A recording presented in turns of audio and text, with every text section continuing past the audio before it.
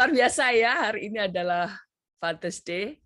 Semuanya kita merayakan, luar biasa yang sudah menjadi bapak-bapak di sini. Saya ucapkan Happy Father's Day. Nah, peran seorang ayah itu sangat luar biasa dan judul hari ini adalah My Father is My Hero. Ayah kita ini adalah pahlawan bagi kita. Nah, di sini dikatakan, saya mau cerita dulu ya tentang ada seorang anak muda. Kemarin saya mendengar kesaksiannya. Ada seorang muda, dia itu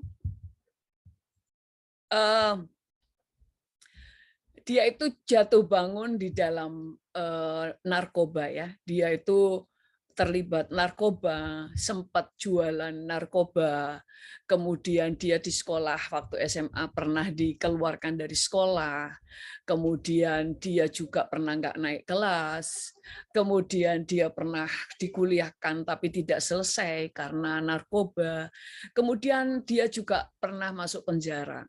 Terus yang terakhir dia itu masuk penjara. Ya mungkin saya ceritakan saja namanya. Dia sekarang jadi pendeta itu, tapi sudah meninggal. Dia bernama Raditya, ya kan? Dia kemudian masuk penjara, bahkan dia pacaran dan calon istrinya itu pacarnya itu hamil sebelum menikah. Dan dia harus masuk penjara. Jadi masuk penjara, pacarnya hamil dan sebagainya. Lalu dia cerita saat itu dia udah ketakutan ya. Dia nggak berani ketemu bapaknya, dia merasa pasti nanti dia mungkin didamprat, diusir dari rumah, atau mungkin ditendang dan sebagainya. Tapi dia waktu itu mikir ya udahlah, enggak apa-apa lah, karena memang dia salah. Ini kesalahan yang paling besar karena kesalahannya waktu itu sudah bertumpuk-tumpuk. Tetapi kemudian waktu dia ketemu ayahnya yang dia kaget, kayaknya cuma bilang begini, ayahnya meluk dia, dan ayahnya cuma berkata, kamu tahu aku tetap mengasihi kamu, aku mencintai kamu, kalau toh besok kamu berbuat dosa lagi, kamu tahu aku rela mati untuk kamu. Waktu bapaknya bilang begitu, itu menghancurkan hatinya. Dia mikir begini, selama ini dia sudah berbuat kesalahan begitu banyak sampai terakhir yang dia sekarang terakhir masuk penjara lagi, kemudian pacarnya ternyata hamil, ya kan, waktu itu sudah campur aduk, terus kemudian banyak hal ya, akhirnya tetapi yang dia terima itu di luar yang dia bayangkan bagaimana ayahnya mengampuni dan mengasihi. Dari situ kemudian itu menghancurkan hatinya dan dia mulai melihat bahwa aku harus berubah. Karena dia mendapatkan kasih dari ayahnya. Dia waktu itu berkata begini, ayahku, orang tuaku adalah orang tua yang baik. Tetapi kadang-kadang walaupun orang tua baik, belum tentu anaknya baik kan, karena pergaulan dan sebagainya. Tidak menjamin orang tua baik, anaknya baik. Tetapi itu hanya sebagian kecil ya, kalau orang tuanya baik, anaknya itu gak karu-karuan, itu sebagian kecil ya. Kebanyakan orang tuanya baik, anaknya juga pasti akan baik. Nah, kita mulai melihat peran seorang bapak. Anak ini berubah, anak ini kemudian bertobat, bahkan dia pelayanannya itu bisa menjadi berkat bagi banyak anak-anak muda. Bahkan pada waktu dia meninggal, itu ada banyak orang yang cari video khotbahnya dan banyak orang yang diberkati, anak-anak muda ya. Ini hanya karena masalah dia mendapatkan sebuah sosok ayah yang bisa memberikan kasih. Bapak Ibu harus tahu, sosok Bapak itu adalah gambaran Kristus dan gambaran Allah Bapa yang terlihat. Makanya Bapak yang dapat menjadi peran yang baik, gambaran Allah yang baik, maka anak-anaknya mudah untuk dapat mengenal Allah. Mereka akan mudah mengenal arti itu kasih dan sebagainya. Nah, kemudian kita mulai melihat ya tentang, kita belajar ya dari Ahok ya, Pak Ahok ya, dalam perceraiannya. Pada waktu dia sebelum bercerai itu anak-anaknya kan luar biasa ya. Setelah anaknya Ahok itu bercerai, itu melukai anaknya. Sehingga kalau saya waktu itu dengar ya videonya, anaknya itu sampai berkata begini, bising ya suaranya ya, ada tetangga. Nah, anaknya itu berkata begini, saya nggak mau menikah, saya nggak percaya dengan pernikahan, dan dia berkata karena cinta itu hanya ilusi. Karena dia melihat pernikahan ayah ibunya yang dia lihat itu baik-baik saja, tiba-tiba ada perceraian, itu melukai hatinya dan dia berkata, saya kayaknya nggak kepengen menikah. Karena bagi saya pernikahan itu, cinta itu hanya ilusi. Nah, segala hal yang dilakukan oleh seorang bapak itu berpengaruh atas anak-anaknya. Makanya kenapa di dalam Alkitab itu yang ditulis di dalam Alkitab selalu adalah pria, bukan perempuan. Perempuan jarang sekali. Karena memang fokus utama itu adalah seorang pria atau seorang bapak. Kita buka dulu deh di dalam Kejadian 2 ayat 15 sampai 22. Di sini dikatakan begini, ayatnya lompat-lompat ya. Tuhan Allah mengambil manusia itu, yaitu Adam, dan menempatkannya dalam Taman Eden untuk mengusahakan dan memelihara taman itu.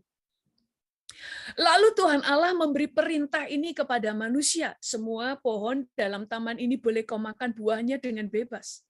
Tetapi pohon pengetahuan tentang yang baik dan yang jahat, janganlah kau makan buahnya. Sebab pada hari engkau memakannya, pastilah engkau mati. Berikutnya. Lalu Tuhan Allah membentuk dari tanah segala binatang buas, binatang hutan, dan segala burung di udara. Dibawanya lah semuanya itu kepada manusia, itu untuk melihat bagaimana ia menamainya. Dan seperti nama yang diberikan manusia itu kepada tiap-tiap makhluk yang hidup, demikianlah nanti nama makhluk itu. Dan dari rusuk, ini ya kemudian 22, dan dari rusuk yang diambil Tuhan Allah, dari manusia itu dibangunnyalah seorang perempuan, lalu dibawanyalah kepada manusia itu. Lalu berkatalah manusia itu, inilah dia, tulang dari tulangku dan daging dari dagingku, ia akan dinamai perempuan sebab ia diambil dari laki-laki. Sebab itu, seorang laki-laki akan meninggalkan ayahnya dan ibunya dan bersatu dengan istrinya sehingga keduanya menjadi satu daging. Kita mulai melihat ya tadi dari ayat 15 yang tadi sebelumnya. Dikatakan begini, Tuhan itu menciptakan pertama itu laki-laki. Laki-laki diciptakan yang pertama dan Tuhan memberi perintah yang pertama untuk mengusahakan dan memelihara taman. Yang kedua untuk memberi nama semua binatang. Yang ketiga adalah di ayat yang tadi ke-19 dikatakan bahwa dia dia harus memberikan nama. Kemudian Tuhan menciptakan manusia itu untuk menamai binatang ya. Kemudian yang ke-23 dikatakan setelah manusia itu diberi seorang istri atau Hawa, dikatakan sebab itu seorang laki-laki akan meninggalkan ayahnya dan ibunya. Kita mulai melihat pada waktu Tuhan menciptakan seluruh bumi, alam semesta, semuanya, dan manusia yang diciptakan pertama adalah pria. Dan pada pria itu Tuhan memberikan perintah. Dan setelah perintah termasuk adalah pria yang akan meninggalkan ayah ibunya. Lalu Tuhan menciptakan perempuan. Dan saudara baca, tidak ada perintah sama sekali kepada perempuan. Tuhan hanya menciptakan perempuan sebagai penolong, tetapi tidak ada perintah kamu harus menolong suamimu. Kenapa dia diberi kemampuan untuk menolong? Karena fokus utama adalah pria. Wanita hanya menolong. Pada waktu pria dan wanita bertemu, kemudian lahirlah seorang anak. Makanya semuanya itu bergantung pada pria. Itu sebabnya Alkitab berkata, istri itu harus tunduk kepada suami, pengayomnya adalah suami. Suami itu tunduk karena pengayomnya adalah Kristus. Kristus itu tunduk kepada Bapa karena yang mengayomi dia adalah Bapa. Urutannya jelas. Pria itu adalah sebuah sumber. Pria itu adalah yang utama di hadapan Tuhan. Makanya semua perintah ada pada pria. Wanita baru dikasih perintah untuk tunduk kepada suami sejak wanita ngatur laki-laki. Waktu Hawa ngatur Adam untuk mau makan buah pengetahuan, disitulah perintah Tuhan berkata, perempuan harus tunduk kepada suami. Sebelumnya tidak. Makanya kita mulai belajar, pria atau seorang bapak itu berpengaruh besar, dia menjadi yang utama di dalam keluarga. Nah, tadi saya katakan, pria adalah gambaran Kristus atau Allah Bapa yang terlihat. Waktu Yesus ada di bumi, Yesus adalah gambaran Bapa yang terlihat. Tetapi sebenarnya pada waktu Yesus tidak ada, dan sebelum Yesus datang ke dunia, gambaran Allah Bapa itu ada pada pria. Makanya segala ciri khas Allah Bapa ada pada pria. Itu sebabnya kita melihat kenapa silsilah juga yang ditulis adalah pria. Seperti halnya dikatakan bahwa Adam, anak Adam adalah Set, kemudian Enos, kemudian berikutnya sampai Abraham, sampai Ishak, sampai Yakub, sampai Daud, sampai Yesus. Karena urapan warisan iman itu turun dari bapak, bukan ibu. Makanya yang ditulis adalah Bapak, kalau kamu takut akan Tuhan, keturunanmu juga demikian. Makanya tuh firman Tuhan berkata, kalau mau memporak-porandakan, menghancurkan kawanan domba, bunuh gembalanya. Makanya iblis menghancurkan para pria. Supaya tidak ada gambaran pria sejati di dalam rumah tangga sehingga hancur. Sehingga banyak perempuan mengambil alih peran pria. Tuhan itu, makanya kalau saudara lihat, itu sebabnya ajaran agama seberang mengatakan Nabi A, ada Nabi, nggak bisa. Karena di Alkitab, Nabi selalu turun dari keturunan yang jelas. Atasnya takut akan Tuhan, maka akan membuahkan karunia. Makanya jelas keturunannya sampai ke bawah itu turun-menurun. Itu warisan yang ilahi turun dari seorang bapak. Makanya bapak adalah seorang pahlawan bagi anak-anaknya. Adam, makanya kenapa Adam Tuhan izinkan berumur 930 tahun. Karena dia harus mendidik anak, cucu-cucunya, anak, cucu, cicit semuanya dia dampingi untuk mereka diajar takut akan Tuhan. Makanya dari dia turun Set, turun Henok, turun Nuh, dan sebagainya. Karena dia mendampingi, karena Tuhan tahu. Generasi ini harus mengenal Tuhan sejak Adam jatuh dalam dosa. Makanya Adam dibuat umur panjang karena yang menurunkan warisan rohani adalah pria atau bapak. Makanya dia mendidik anaknya. Habel tahu bagaimana mempersembahkan korban karena dia belajar dari Adam. Lalu kalau kita belajar dari Ishak, kenapa kalau saudara lihat, Ishak itu tidak pernah diceritakan. Dia seorang pemberontak. Dia orang yang nurut. Kenapa dia menerima warisan dari bapaknya? Kita baca di dalam Kejadian 22 ayat 1.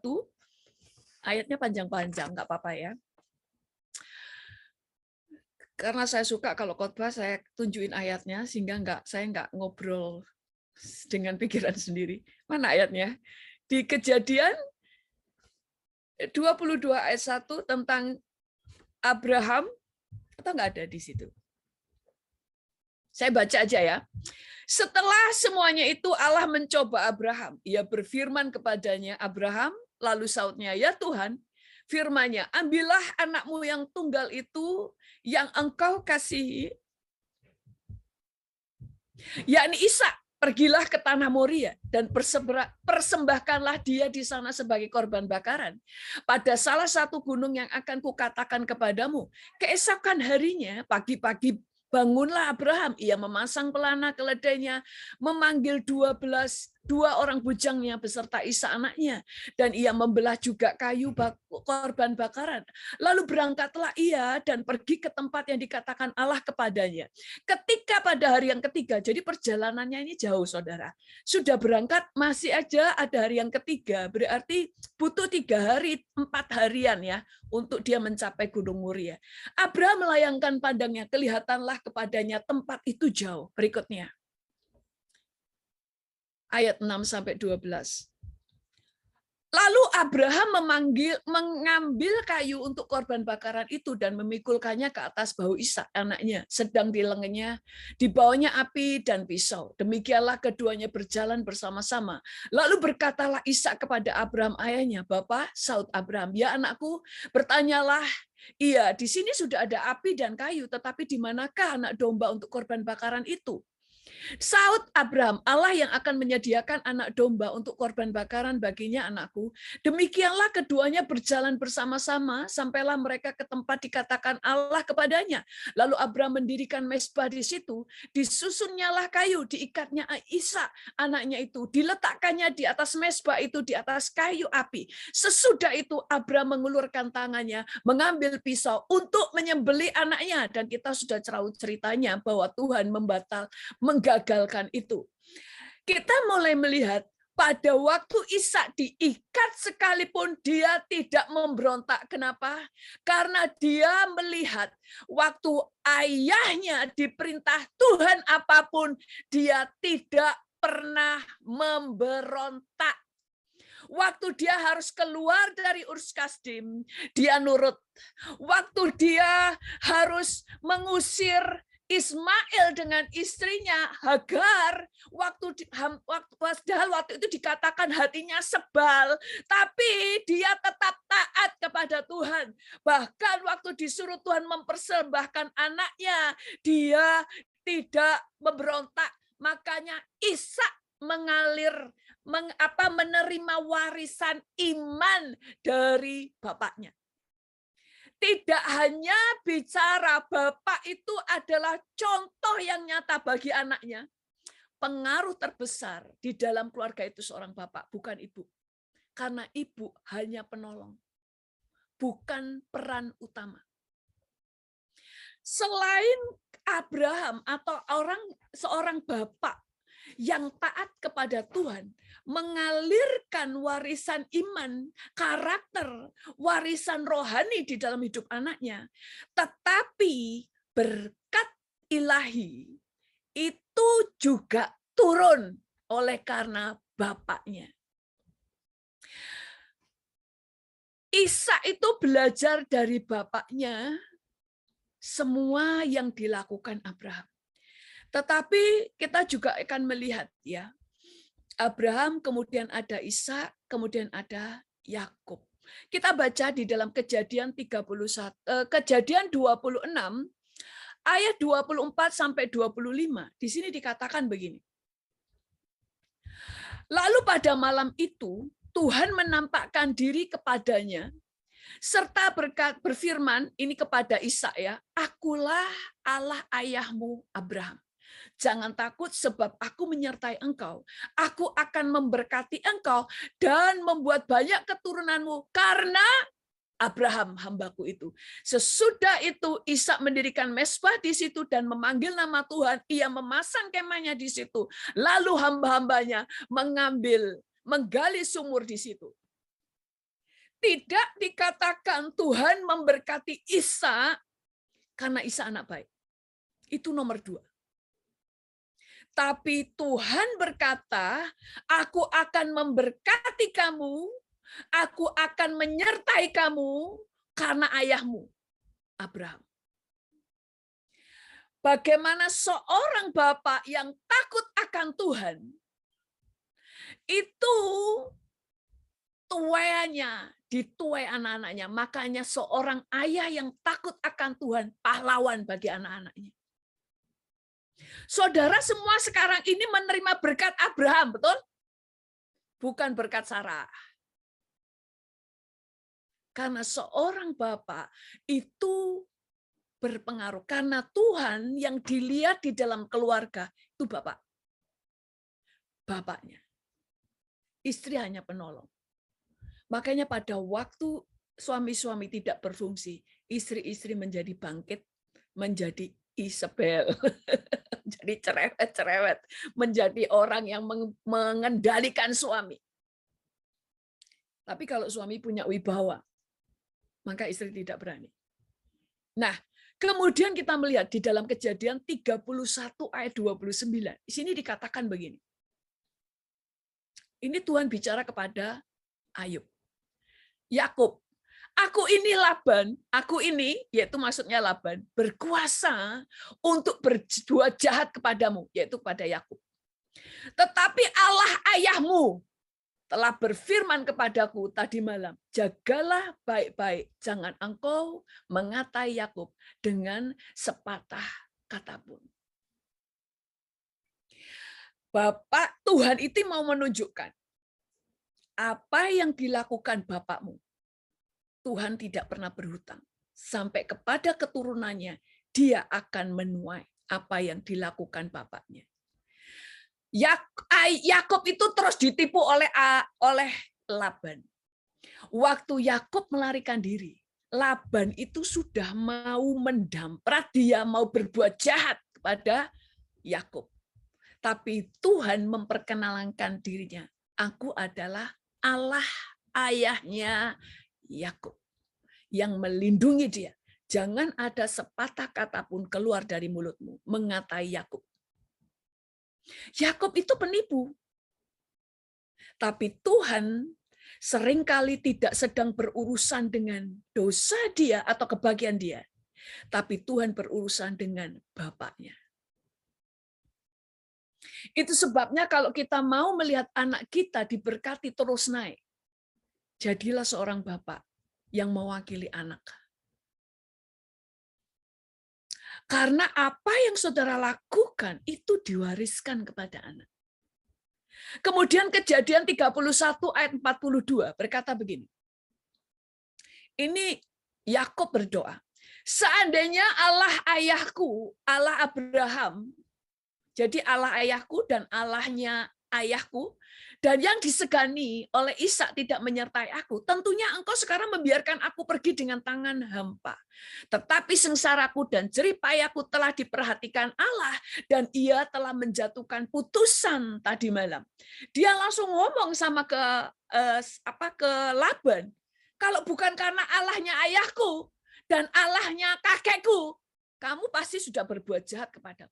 Saudara, perlindungan Tuhan. Makanya dikatakan ayah itu payung. Anak ada di bawahnya. Makanya senakal-nakalnya ayah, anak, kalau ayahnya takut akan Tuhan, itu Tuhan akan selamatkan. Bahkan dulu saya ingat ya, ada kesaksian seorang anak perempuan. Ayahnya seorang pendeta. Dia anaknya ini sudah terlibat gereja setan. Dia sudah menjadi mempelainya Lucifer. Jadi sudah selalu menikah dengan Lucifer, bahkan sering mengandung dan anaknya itu selalu dipersembahkan. Ayahnya itu sesuatu yang mustahil anak ini bisa dikeluarkan dari sana. Bapaknya selalu berdoa untuk anaknya sampai akhirnya anak itu bisa dibebaskan walaupun terakhir anaknya meninggal. Tapi anaknya sempat bertobat karena seorang bapak. Kemudian kita baca lagi ya, masih nututi ya. Kita baca, itu kita lompat aja deh, ayatnya terlalu banyak. Nanti sore baru banyak. Jadi Yakub itu, bahkan Yakub pada waktu Tuhan mau memberkati dia, di dalam Kejadian 28, nggak usah dibuka, ayat 13 berkata, berdirilah Tuhan di sampingnya dan berfirman, Akulah Tuhan Allah Abraham nenekmu dan Allah Ishak. Tanah tempat aku berbaring ini akan kuberikan kepadamu. Tanah tempat engkau berbaring ini akan kuberikan kepadamu dan kepada keturunanmu. Tuhan tidak hanya berkata, aku adalah Allahmu. Karena kalau saudara baca, pertamanya Yakub itu tidak menjadikan Allah itu Tuhannya. Tapi pada waktu dia dalam terhimpit, dia baru berkata, kalau engkau menolong aku akan menjadikan engkau Allahku dan aku menjadi hambamu. Tetapi Tuhan menolong dia karena Tuhan berperkara dengan bapaknya dan kakeknya. Kemudian demikian juga dengan Salomo. Kita baca di dalam 1 Raja-Raja 11 ayat 11 sampai 13 berkata begini. Lalu berfirmanlah Tuhan kepada Salomo, oleh karena begitu kelakuanmu, waktu itu Salomo sudah mulai jatuh di dalam dosa, Tuhan berkata, oleh karena begitu kelakuanmu, yakni engkau tidak berpegang pada perjanjian dan segala ketetapanku yang telah kuperintahkan kepadamu, maka sesungguhnya aku akan mengoyakkan kerajaanmu itu daripadamu dan akan memberikannya kepada hambamu. Hanya pada waktu hidupmu ini, aku belum mau melakukannya. Karena siapa?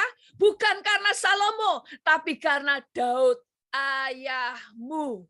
Dan dari tanganmu, anakmu lah aku akan mengoyakkannya. Namun demikian kerajaan itu tidak seluruhnya akan kukoyakkan daripadanya. Satu suku akan kuberikan kepada anakmu. Dan karena hambaku Daud dan oleh karena Yerusalem yang telah kupilih. Selalu berbicara ayahmu. Itu sebabnya ayah yang takut akan Tuhan adalah pahlawan bagi anak. Salomo waktu jatuh di dalam dosa, sebenarnya kerajaannya sudah habis di mata Tuhan. Tapi karena ayahnya, Tuhan mempertahankannya. Dia ayahnya takut akan Tuhan. Udah, pada kamu nggak tak hancurin. Nanti dek keturunanmu, karena kan dia ayah yang nggak bener ya kan. Nanti anakmu baru itu akan terpecah. Tapi tetap tidak hilang semuanya. Kerajaannya tetap kokoh, akan tetap dipertahankan Tuhan. Karena Daud, ayahmu. Selalu Tuhan katakan, karena ayahmu.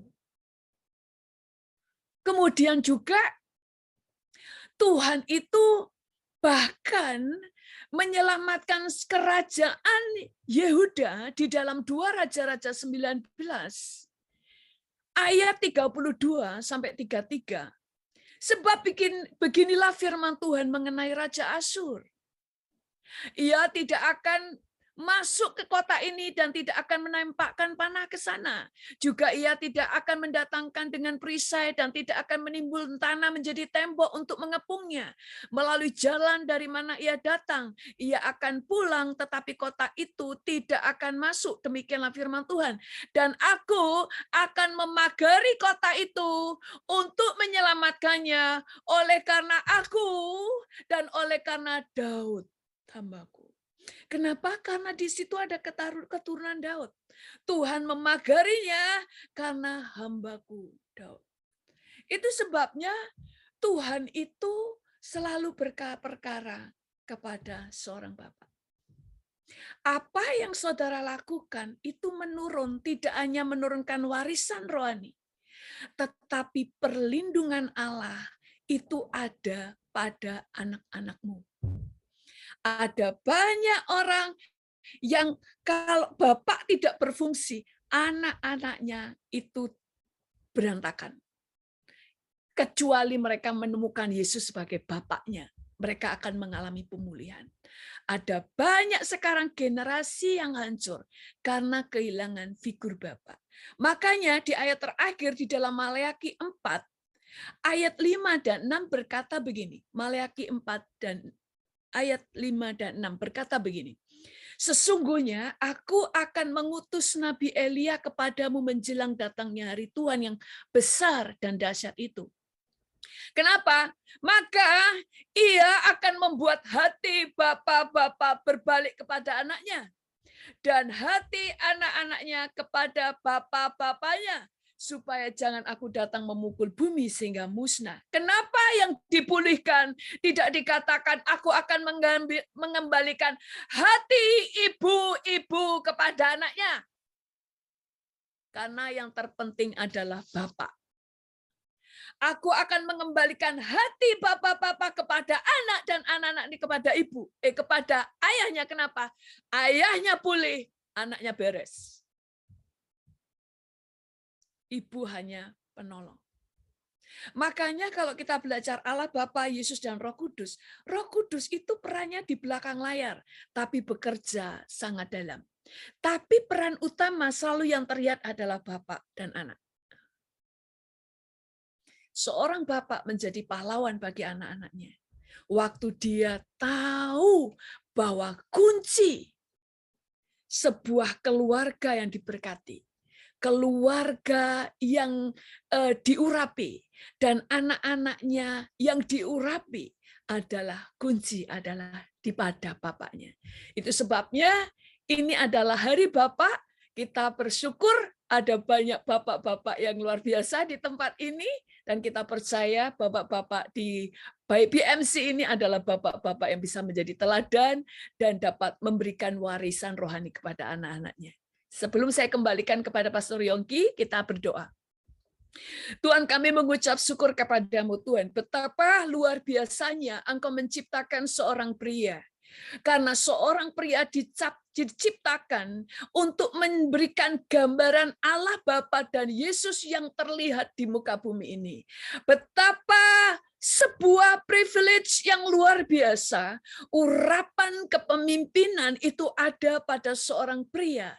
Dan saat ini Tuhan, biarlah bapak-bapak di tempat ini Tuhan menjadi seorang ayah yang menjadi teladan, menjadi pahlawan bagi keluarganya, terutama bagi anak-anaknya. Sehingga generasi yang takut akan Tuhan dilahirkan oleh karena seorang bapak yang takut akan Tuhan. Kami mengucap syukur kepadamu Tuhan dalam nama Tuhan Yesus. Haleluya. Amin.